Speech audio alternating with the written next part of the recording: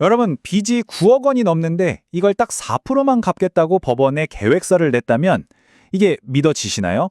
오늘 살펴볼 이야기는요, 바로 한국에서 실제로 있었던 아주 놀라운 법적 사례입니다. 이 숫자에 숨겨진 개인 회생제도라는 게 도대체 어떻게 돌아가는 건지 한번 제대로 파헤쳐 보겠습니다. 네, 바로 이 숫자 4%입니다. 이 사건의 모든 걸 딱 한마디로 보여주는 정말 충격적인 비율이죠. 아니, 어떻게 100%도 아니고 딱 4%만 갚는 게 가능했을까요? 바로 이 질문이 오늘 우리가 끝까지 따라가 볼 핵심 질문입니다. 이 질문에 대한 답을 찾아가는 과정이 곧 한국의 개인회생제도가 실제로 어떻게 작동하는지 그 속을 들여다보는 여정이 될 거예요. 자, 그럼 이 사건의 주인공부터 한번 만나보시죠. 모든 이야기에는 시작점이 있고 그 중심에는 사람이 있죠. 이 어마어마한 빚의 중심에 서 있는 신청인은 과연 어떤 사람이었을까요? 근데 진짜 놀라운 건요, 이 신청인이 무슨 대단한 사업가가 아니라는 거예요. 그냥 한의원에서 월급 받는 우리 주변에서 볼 수 있는 평범한 직장인이었습니다. 2025년 10월에 개인회생을 신청했는데 그 이유가 생활비 부족이래요. 어찌 보면 우리 주변에서도 들을 수 있는 그런 이유잖아요? 아니, 평범한 직장인이 생활비가 부족해서 어떻게 9억 원이 넘는 빚을 질 수가 있죠? 그 거대한 빚이 대체 어떻게 만들어졌는지 한번 자세히 뜯어보겠습니다. 총 빚이 9억 2,150만 원이 넘습니다. 정말 보통의 직장인 월급으로는 감당하기는커녕 상상하기도 힘든 그런 액수죠. 빚의 내역을 보니까 좀 흥미로운 점이 보입니다. 돈을 빌려준 곳, 그러니까 채권자가 딱 두 곳이에요. 현대캐피탈에 한 1,400만 원 정도가 있고 나머지 원금 이자 합쳐서 무려 9억 700만 원이 넘는 빚이 디블록 파트너스라는 한 회사에 몰려 있습니다. 이 엄청난 불균형 보이시죠? 자, 이걸 그래프로 보면 훨씬 더 눈에 잘 들어옵니다. 전체 빚의 98.5%, 거의 전부가 이 디블록 파트너스라는 한 곳에 집중되어 있는 거예요. 사실상 이 사건은 이 신청인하고 이 회사 사이의 문제라고 봐도 될 정도입니다. 빚이 9억 원이나 되는데 혹시 그만큼 자산도 많은 건 아닐까요? 이 회생 신청이 타당한지 보려면 빚의 반대편에 있는 자산이 얼마나 되는지를 꼭 확인해야 합니다. 이 신청인이 가진 모든 재산을 다 끌어모아서 현금으로 바꿨을 때의 가치, 이걸 청산 가치라고 하는데요. 그게 약 3,300만 원입니다. 빚의 규모랑 비교하면 정말 차이가 크죠. 이 두 숫자를 이렇게 나란히 놓고 보면 상황이 훨씬 더 극명하게 보입니다. 갚아야 할 빚은 저렇게 하늘 높은 줄 모르고 솟아있는데 가진 자산은 거의 바닥에 붙어 있죠.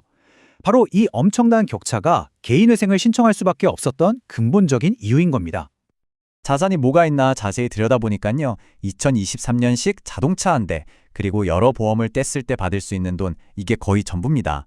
당장 쓸 수 있는 현금이나 예금, 전세보증금 같은 건 하나도 없는 상태였어요. 자, 그럼 이제 법원은 이 숫자들을 가지고 대체 어떻게 갚을 계획이라는 걸 만들어내는 걸까요? 여기서 개인회생이라는 제도의 진짜 의미를 한번 짚고 넘어가야 합니다.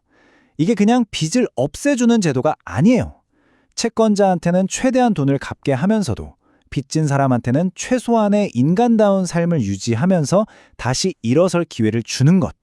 그 아슬아슬한 균형점을 찾아주는 게 바로 이 제도의 핵심입니다. 계산 공식은 생각보다 되게 간단합니다. 자, 일단 월급이 있죠. 거기서 법이 정해준 최소한의 생활비. 그러니까 이것만은 먹고 사는데 써라 하는 돈을 빼는 겁니다. 그럼 남는 돈이 있겠죠? 바로 그 돈이 빚 갚는데 온전히 써야 하는 돈, 법적으로는 가용소득이라고 부르는 게 되는 거죠. 그리고 이 돈을 평생 갚는 건 아니고요. 딱 정해진 기간 동안만 갚으면 됩니다.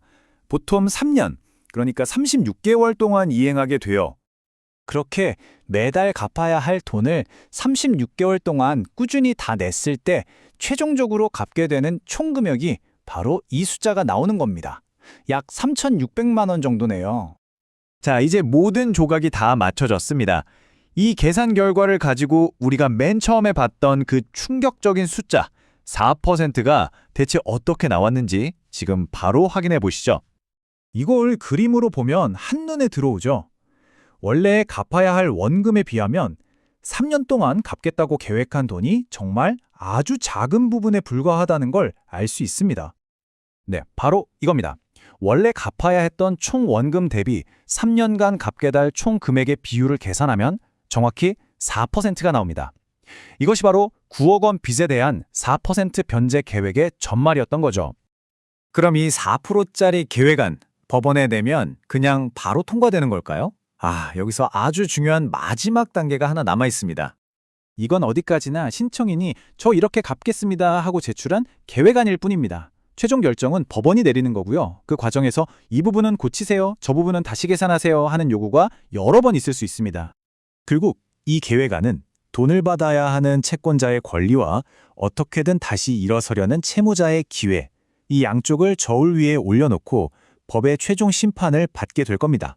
과연 법원은 이 4%라는 숫자를 어떻게 판단할까요? 여러분은 어떻게 생각하세요? 이 사례 하나가 우리 사회의 경제적 안전망에 대해 정말 많은 질문을 던지는 것 같습니다.